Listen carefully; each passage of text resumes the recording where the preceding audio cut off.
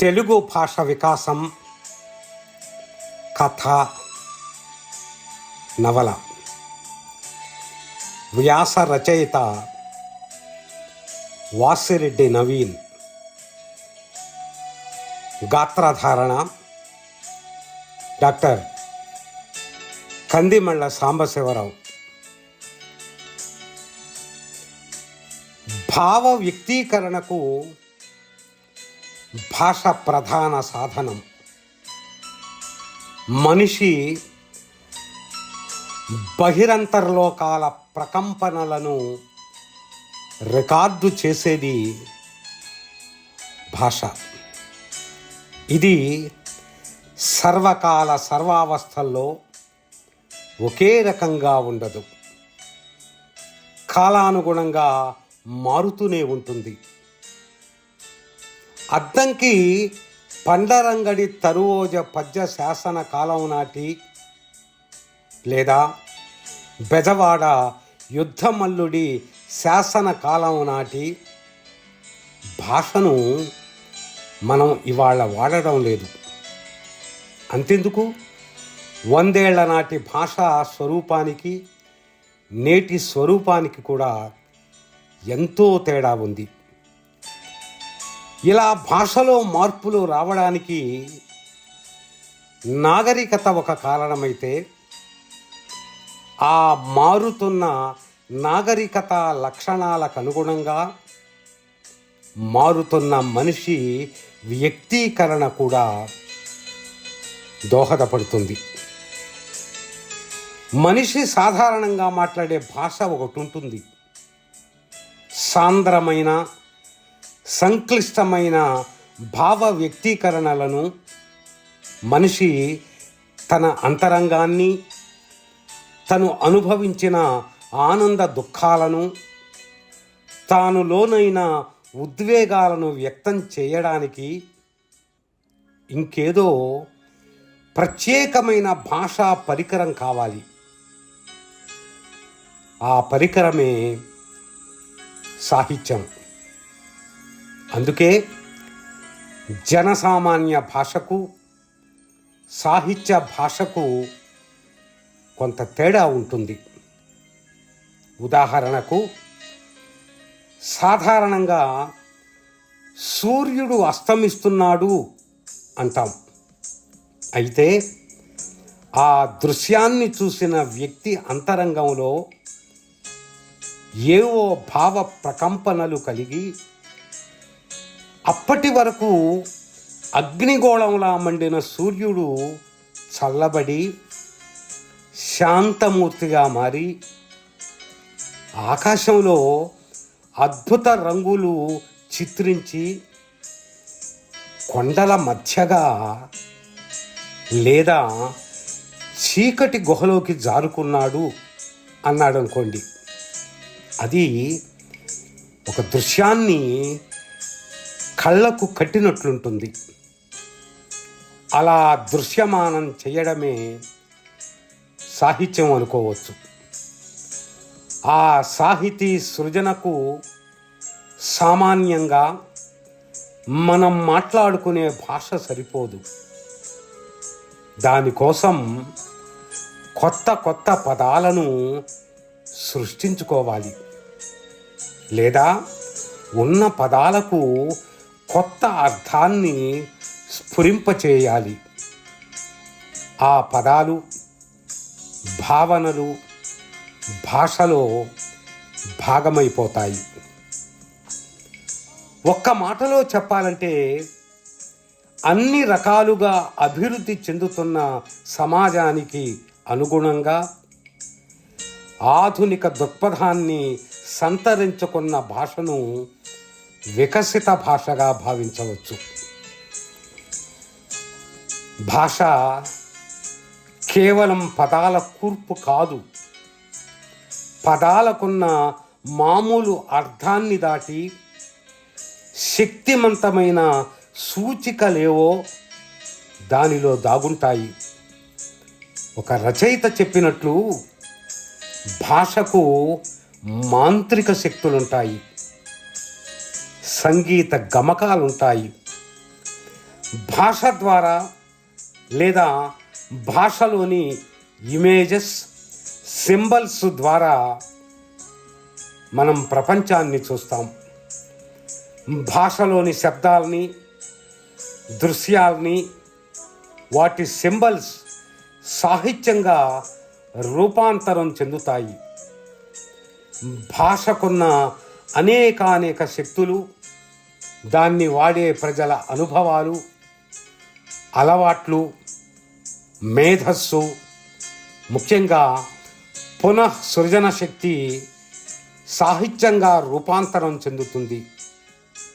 ఇలా సాహిత్యం ద్వారా భాషకు ఒక వ్యక్తిత్వం, సృజనాత్మక శక్తి అబ్బుతుంది. ఇదే భాషకు సాహిత్యానికి ఉన్న అవినాభావ సంబంధం. ప్రజలకున్న సృజనాత్మక శక్తి ఒక్కోసారి అవసరాలకు అనుగుణంగా భాషలోకి కొత్త పదాలను తీసుకుని వస్తుంది. అవి కాలానుగుణంగా ఆ భాషా పద సంచయంలో చేరిపోతాయి. సర్కారు తుమ్మ, వయ్యారి భామ మొక్క, తవ్వోడ వంటి పదాలు అలాంటివే. భాష కాలానుగుణంగా మార్పు చెందుతుందని అనుకున్నాం కదా. ఆ మార్పును వివిధ కాలాల్లో వెలువడిన సాహిత్య రూపాలైన కథలు, కవితలు, నవలలు, వ్యాసాల ద్వారా గమనించవచ్చు. కథ. గురజాడ అప్పారావు దిద్దుబాటు తెలుగులో తొలి కథగా భావిస్తూ వచ్చాం. సరళ గ్రాంథికంలో రాసిన ఆ కథ తొలుత ఆంధ్ర భారతి పత్రికలో 1910లో అచ్చయింది. అయితే ఇటీవల వివినమూర్తి సంపాదకత్వంలో తానావారు ప్రచురించిన దిద్దుబాటులు కథా సంకలనంలో దిద్దుబాటుకు ముందే, అంటే 1897 నుండి 1910 వరకు ఈ కాలంలో వెలువడినవి 92 కథలున్నాయి. ఇవన్నీ గ్రాంధికం లేదా సరళ గ్రాంధికంలో వ్రాసినవే. ఈ 13 సంవత్సరాల కథలు చదివితే కథా సాహిత్యం ద్వారా భాషలో వచ్చిన పరిణామ క్రమం స్పష్టంగా అర్థమవుతుంది. 1897లో గ్రాంధికంతో మొదలై 1910 వచ్చే నాటికి దాదాపు కథారచన వ్యవహార శైలికి చేరింది. ఈ క్రమంలో ఆయా కథల్లో తెలుగు జాతీయాలు, పలుకుబడులు, సామెతలు ఎన్నెన్నో చోటు చేసుకున్నాయి. కొన్ని కథలకు ఇంగ్లీషు పేర్లు కూడా ఉన్నవి. నవల, కథ రెండు ఆధునిక ప్రక్రియలే కావడం వల్ల వీటిల్లో భాష గ్రాంధికం నుండి వ్యవహారికం వైపు వేగంగానే మారింది. ఆధునిక వస్తువుకు ఆధునిక భాష తోడయింది. ఈ క్రమంలో భాష వాడుక విషయంలో రచయితలు ఎన్నో సమస్యలను ఎదుర్కొని ఉంటారు. అలవాటైన సంస్కృత పదభూయిష్టమైన గ్రాంధిక భాష నుండి ప్రజలు మాట్లాడుకునే తెలుగులో వ్రాయడానికి ఆ రచయిత పాట్లు ఉన్నవ లక్ష్మీనారాయణ గారి మాటల్లో అర్థమవుతాయి. భాష యొక్క ప్రస్తుత స్థితిలో వాడుక భాషలో రాయడం కంటే గ్రాంధిక భాషలో రాయడమే సులభంగా కనపడింది. ఇలాగే భావ ప్రకటనకు తగిన జాతీయ పదములు భాషలో లేకపోవడమే సంస్కృత పదముల వాడుకకు కారణమని తెలియచున్నది అని కాశీనాథుని నాగేశ్వరరావు పంతులు గారు భావించారు.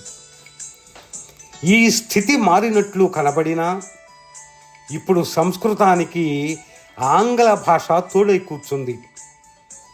సాంకేతిక పదాల సమస్య ఎలానూ ఉండనే ఉంది. ఇలా ఎన్ని సమస్యలను దాటుకొని 1897 నుండి ఈ 125 సంవత్సరాల కాలంలో వేలాది కథలు భాషను పరిపుష్టం చేయడంలో ముఖ్య భూమికను పోషించాయి. గురజాడ తరువాత భాషలోనూ వస్తువులోనూ అదే ఆధునిక పోకడలతో కథలను రాసిన వారిలో ముఖ్యులు చింతా దీక్షితులు, చలం, శ్రీపాద సుబ్రహ్మణ్య శాస్త్రి. వీరి కథలు భాషకు నూతనత్వాన్ని, ప్రాంతీయ గుబాళింపులను తెచ్చిపెట్టాయి. చింతా దీక్షితులు పాత్రల స్వభావానికి అనుగుణంగా ఆంగ్ల పదాలను విరివిగానే వాడారు.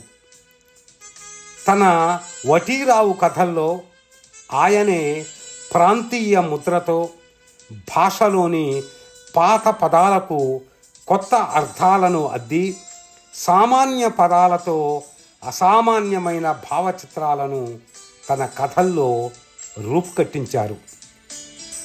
మేడను డబ్బుతోనూ, గుడిసెలను మర్యాదతోనూ, కోవెలను భక్తితోనూ కట్టారు. ఇటువంటి చిన్న వాక్యాలతో, మాటలతో సామాజిక స్వభావాన్ని చూపించారు. అభివ్యక్తికి ఇదొక కొత్త కోణం.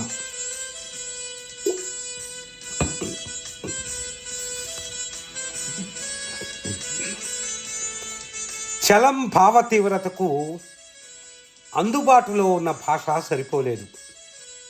అందుకే ప్రతి పదాన్ని తన భావ తీవ్రతతో దట్టించే ప్రయత్నం చేశారు. భాషకు భావ తీవ్రతను అద్దిన తొలి తెలుగు రచయిత చలం అనవచ్చు.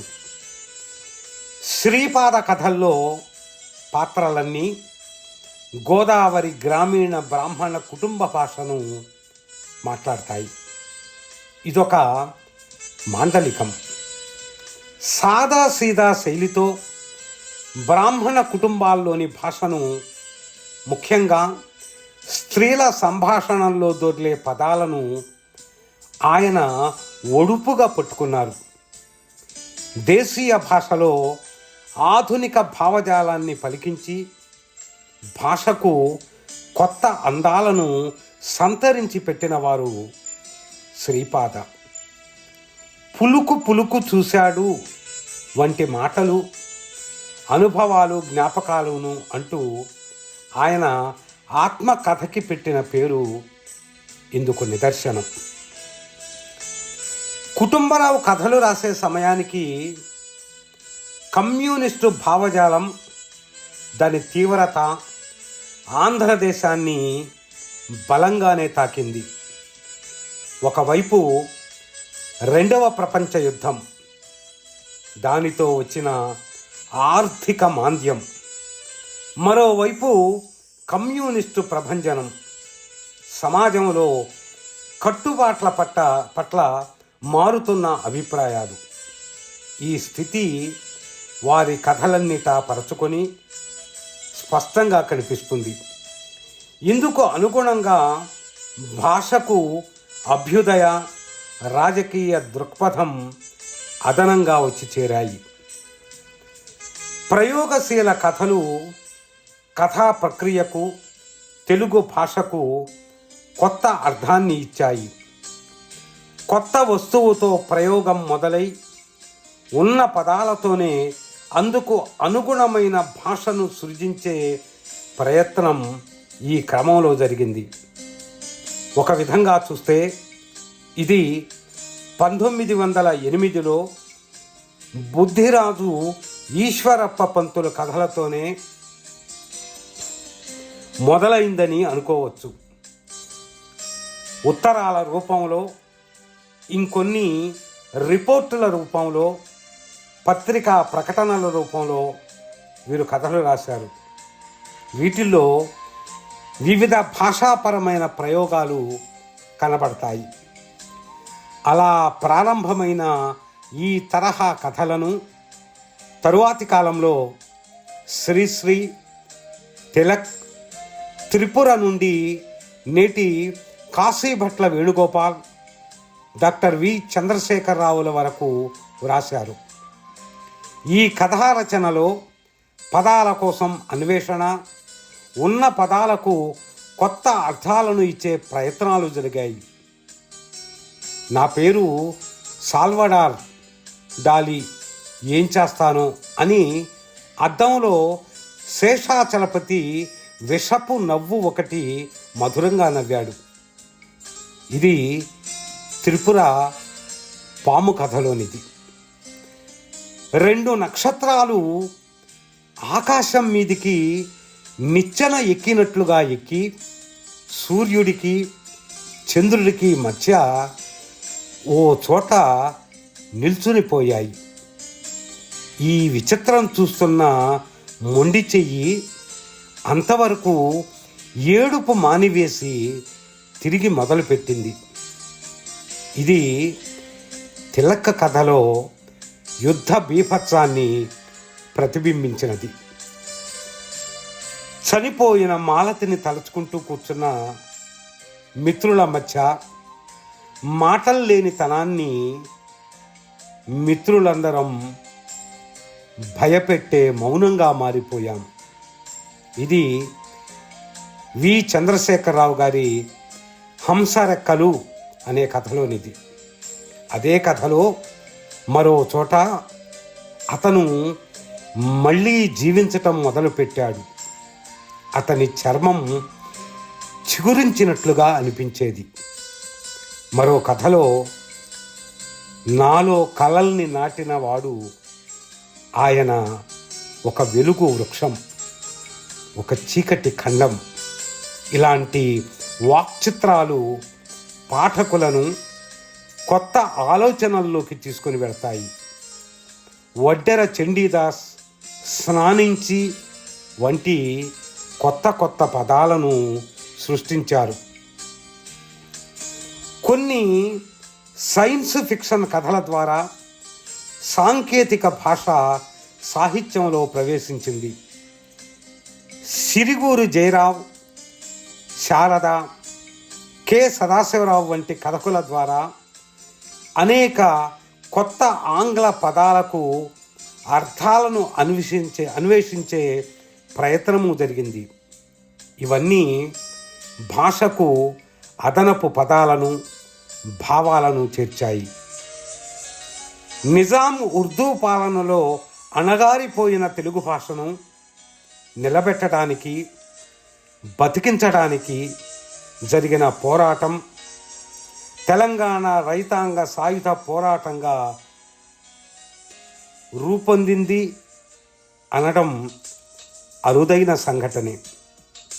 కాళోజీ, వెల్దుర్తి మాణిక్యరావు, సురవరం ప్రతాపరెడ్డి వంటి రచయితలు తెలుగు భాషాభివృద్ధి కోసం తెలంగాణ ప్రాంతంలో అహరహం కృషి చేశారు.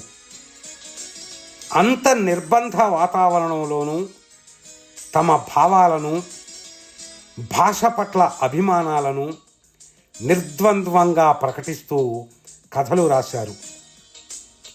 వాటిలో తెలంగాణ మాండలిక పదాలు, జాతీయాలు, సామెతలతో పాటు తెలుగులో కలగలిసిపోయిన ఉర్దూ పదాలకు పట్టం కట్టి భాషా సంపదను పరిపుష్టం చేశారు.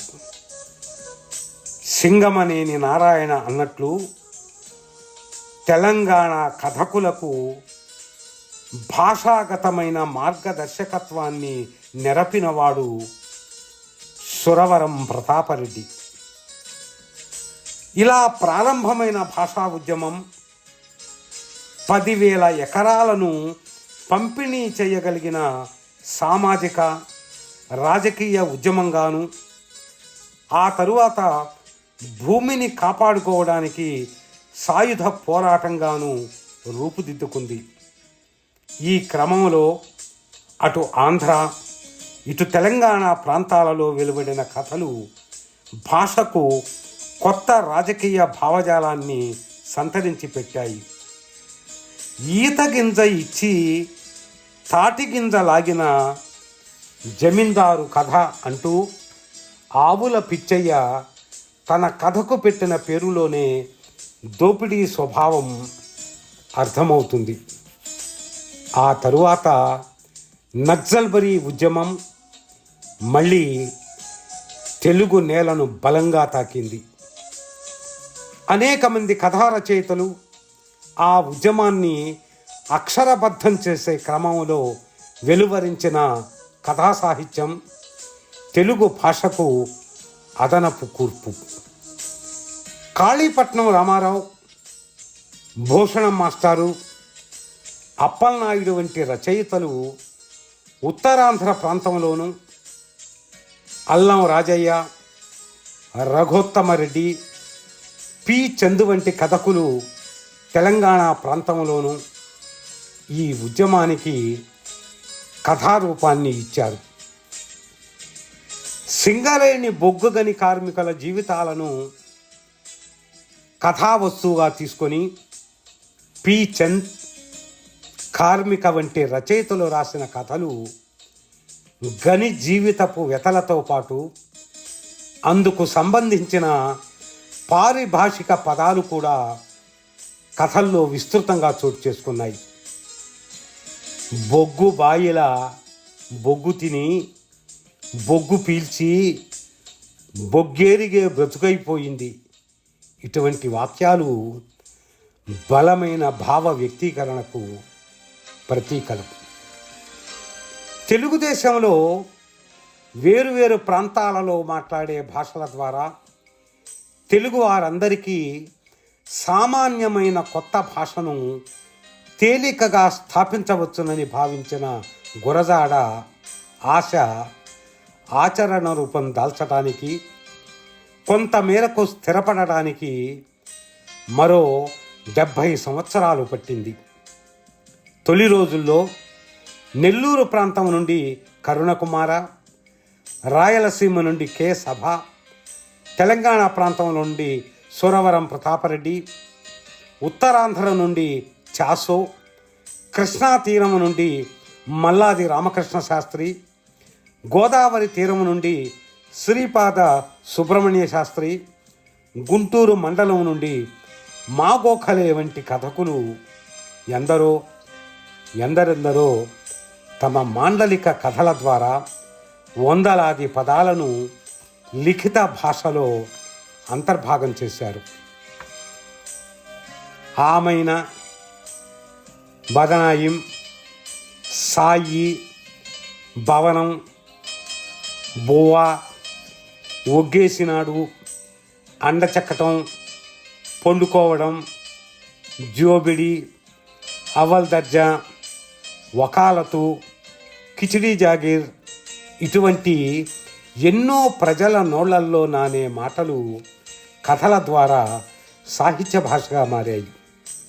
ఈ క్రమంలో కొంత విరామం వచ్చినా తరువాతి కాలంలో రావిశాస్త్రి, కాళీపట్నం రామారావు, పులికంటి కృష్ణారెడ్డి వంటి రచయితలు ఆ ధోరణితోనే కొనసాగించారు.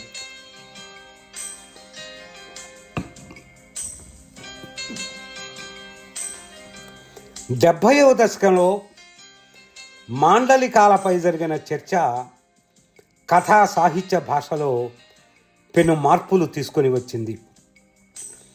తెలంగాణ ప్రాంత రచయితలు, ముఖ్యంగా అల్లం రాజయ్య, రఘోత్తమరెడ్డి వంటి రచయితలు మాండలికాలను కేవలం పాత్రలకే పరిమితం చేయకుండా రచయిత నెరేషన్కు కూడా వాడడంతో పెద్ద చర్చకు తెరలేచింది. మాండలికాన్ని ఒక ప్రయోగంగా కాకుండా సాహిత్య భాషాపరమైన అవసరంగా వాడడం వల్ల తొలి రోజుల్లో కొంత వ్యతిరేకత వచ్చినా రాను రాను వారి వాదానికి అన్ని ప్రాంతాల నుండి మద్దతు లభించింది. వారిని అనుసరిస్తూ ఇతర ప్రాంతాల రచయితలు మాండలికాల్లో కథలు రాయడం మొదలుపెట్టారు. అప్పటికే మాండలికంలో కథలు రాస్తున్న నామిని ఒకవైపు, ఆర్ఎం ఉమామహేశ్వరరావు, ఖదీర్ బాబు, పోలవరపు కోటేశ్వరరావు, అప్పలనాయుడు, గోపిన కరుణాకర్, సువర్ణముఖి, నక్కా విజయరామరాజు, పాపినేని శివశంకర్, బండి నారాయణస్వామి, నాగప్పగారి సుందర్రాజు, వేముల ఎల్లయ్య, కాలువ మల్లయ్య, నేటి పెద్దింటి అశోక్ కుమార్, సవ్యం రమేష్ వరకు ఎందరో కథకులు వందలాది పదాలను లిఖిత భాషలోకి ప్రవేశపెట్టిన వారయ్యారు. వీరి రచనల వల్ల మాండలిక వృత్తి పదాలు గ్రంథస్థమై భవిష్యత్ తరాలకు ఉపయోగపడే విధంగా భాషా వికాసానికి ఎంతో దోహదం చేశాయి. అయితే గురజాడ ఆశించినట్లు ఆ ప్రయాణం మొదలైన అన్ని ప్రాంతాల మాండలికాలను కలుపుకొని భాషను ప్రజాస్వామీకరించుకొని ఏకీకృత తెలుగు భాషగా రూపొందించడంలో మనం ఎక్కడో విఫలమయ్యాం. అయినా సవ్యం రమేష్ వంటి కొద్దిమంది రచయితలు పట్టుబట్టి సంస్కృత ఆంగ్ల పదాలను పూర్తిగా పరిహరిస్తూ అచ్చ తెలుగులోనే కథలు రాయడం మొదలుపెట్టారు. ఇది కొంత విపరీతంగా కనపడిన అనివార్య పరిణామం. దీనితో మరో పెద్ద కుదుపు రాగలదని మనం ఆశిద్దాం. 80ల తరువాత తెలుగు నేలపై అస్తిత్వవాద చైతన్యం వెల్లివిరిసింది. ఈ నేపథ్యంలో అస్తిత్వవాద దృక్పథం ఒకటి స్థిరపడింది. స్త్రీవాదం, దళితవాదం, మైనారిటీవాదం, బీసీవాదం వంటి అనేక అస్తిత్వ ధోరణులు ముందుకొచ్చాయి. వీటిల్లో స్త్రీ, దళిత, మైనారిటీ వాదాలు కథా సాహిత్యంలోకి విస్తృతంగానే ప్రవేశించాయి. తద్వారా జెండర్ స్పృహ, శరీర భాష, లైంగికత వంటి పదాలు రాజకీయార్థాలలో ప్రయోగించడం మొదలైంది. బడేబావు, దువా, కఠోరా, యాద్ వంటి ఉర్దూ పదాలు మైనారిటీ వాదం ద్వారా తెలుగు భాషలోకి చేరుతున్నాయి. చండాలం వంటి పదాలు దళితవాద స్పృహతో అభ్యంతరంగా భావించటం వల్ల రచనల్లో ఉపసంహరించబడుతున్నాయి. ఇక నవల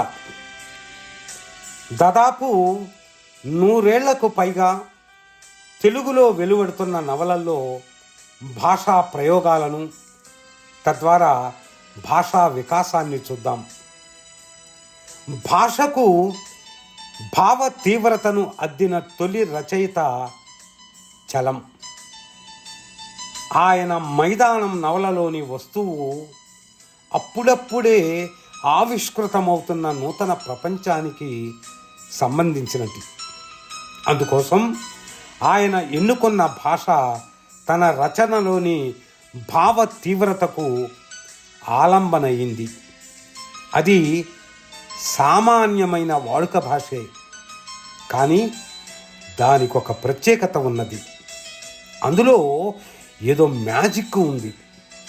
అంతర్లీనంగా ఒక శక్తి ప్రవహిస్తున్నట్లుంటుంది. పదాలు మన మధ్య తిరుగాడే మనుషులైపోతాయి. ఏదో తెలియని అలౌకిక భావన మనలోకి ప్రవేశిస్తుంది.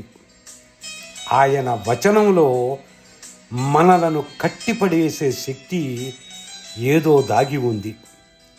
సంగీతము ఉంది, డ్రామా ఉంది. వాక్యం నెమ్మదిగా మనలోకి ప్రవేశించి మనలను దహించి వేస్తుంది. గొప్ప ఉద్వేగం ఆవహిస్తుంది.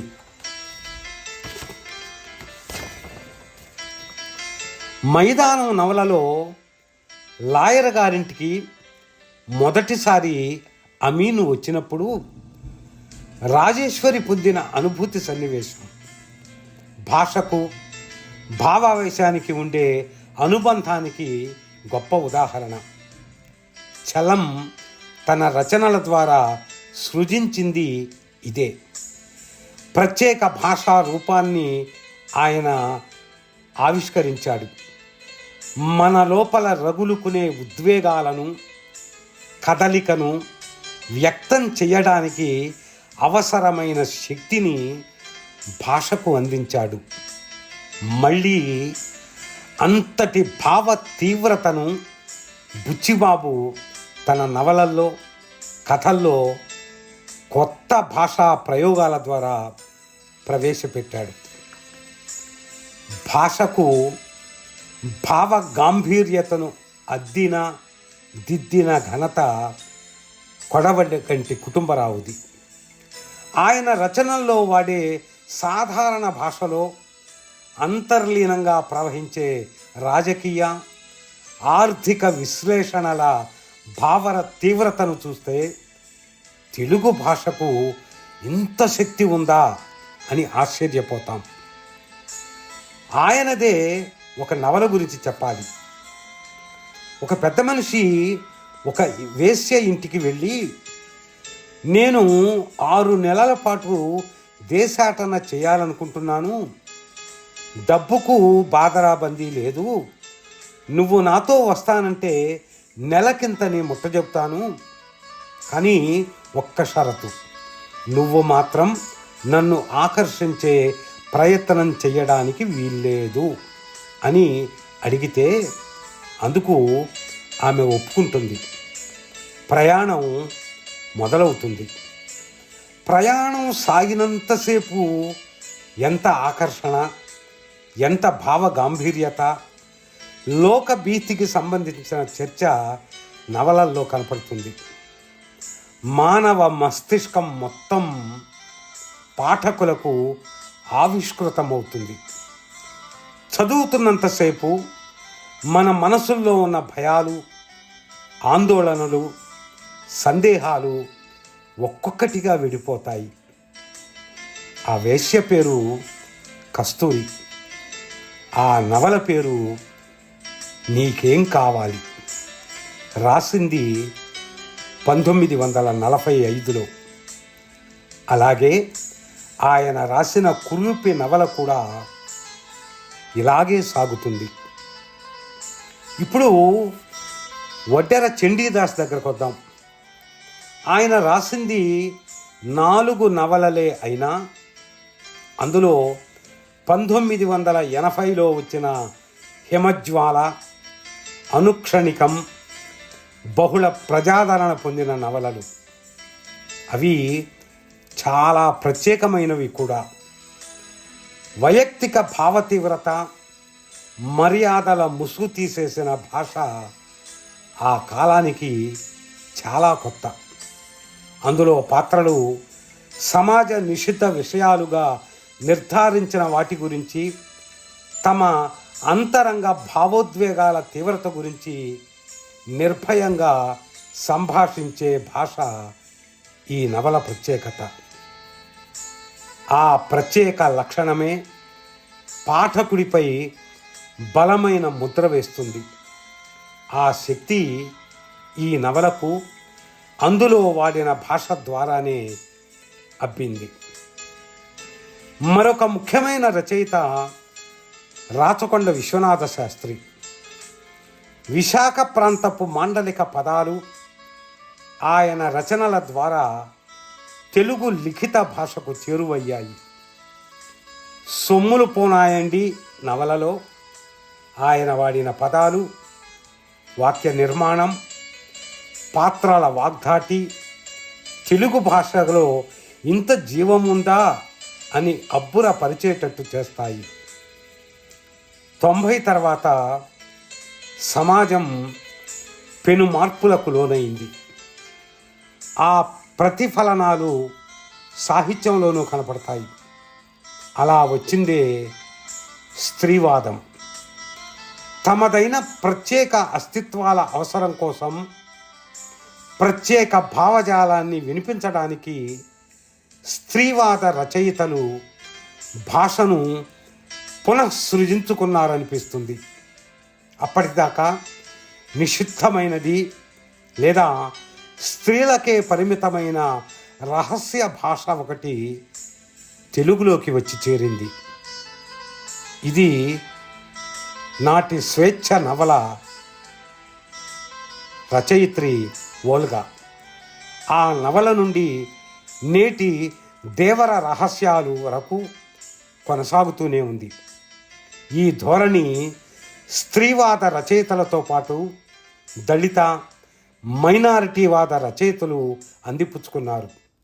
నేను నా మూలాలు, నా దుఃఖాలు, నా ఆకాంక్షలు, నా ఆశలు, నా పోరాటాలను వ్యక్తం చేయడానికి వీలుగా నా భాష మారాలి లేదా మార్చుకుంటామన్నదే నేటి ఆలోచన.